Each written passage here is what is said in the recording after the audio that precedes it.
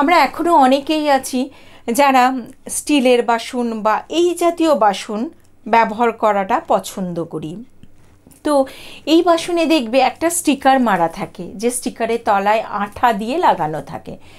কোনো রকমে যদি তুমি কষ্ট করে স্টিকারটা তুলে নিলে আঠাটা কিন্তু লেগে থাকে, কিছুতেই তোলা যায় না। আবার যদি তুমি বেশি ঘষাঘষি করতে চাও তাহলে একটা স্ক্র্যাচ পড়ে যায় সেই বাসনের ওপরে।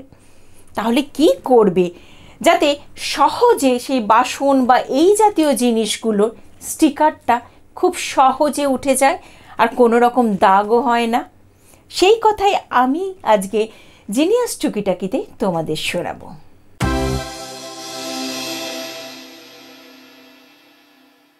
খুব সহজ পদ্ধতি কিন্তু পুরো স্টিকারটা আঠা সমেত ঠিকমতো তুলে ফেলা।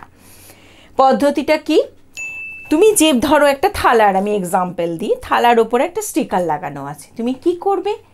তার তলায় একটু হিট দেবে, যে দিকটা স্টিকার লাগানো আছে সেদিকটা না, তার উল্টো দিকে কিছু করে একটা ধরলে, হাতে করে ধরলে, অল্প একটু ধরো গ্যাসটা ধরানো আছে, একটু হিটের ওপরে একটু, পুরো ডাইরেক্ট নয় কিন্তু অনেকটা দূরে, তোমার গ্যাসের ফ্লেমটা উঠছে তার থেকে অনেকটা দূরে, খুব সামান্য একটু শুধু হিটটুকু লাগলো। যেই হিটটা লাগলো দেখলে তুমি যে স্টিকারটা টানলে অতি সহজে আঠা সমেত যে স্টিকারটা কিন্তু উঠে গেল। এবারে তুমি ধুয়ে নাও, সাবান দিয়ে ধুয়ে নাও। খুব সহজেই কিন্তু বাসন বা যে কোনো জিনিসের, বাসন ছাড়াও আরও অনেক জিনিস থাকে যার গায়ে স্টিকার লাগানো থাকে, স্টিকার তোলার খুব সহজ পদ্ধতি হলো একটু উল্টো দিক থেকে একটু হিট দেওয়া। একটু হিট দিলেই, একটু তাপ দিলেই খুব সহজেই আঠা সমেত স্টিকারটা কিন্তু উঠে যায়। এই পদ্ধতিটা অনেকেই হয়তো জানে, আবার অনেকেই জানে না।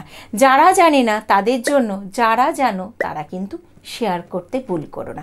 তাই ভিডিওটা সকলের মধ্যে ছড়িয়ে দাও যাতে ছোট্ট এই পদ্ধতিটা সকলের জানা হয়ে যায়। খুব ভালো থেকো বন্ধুরা, নমস্কার।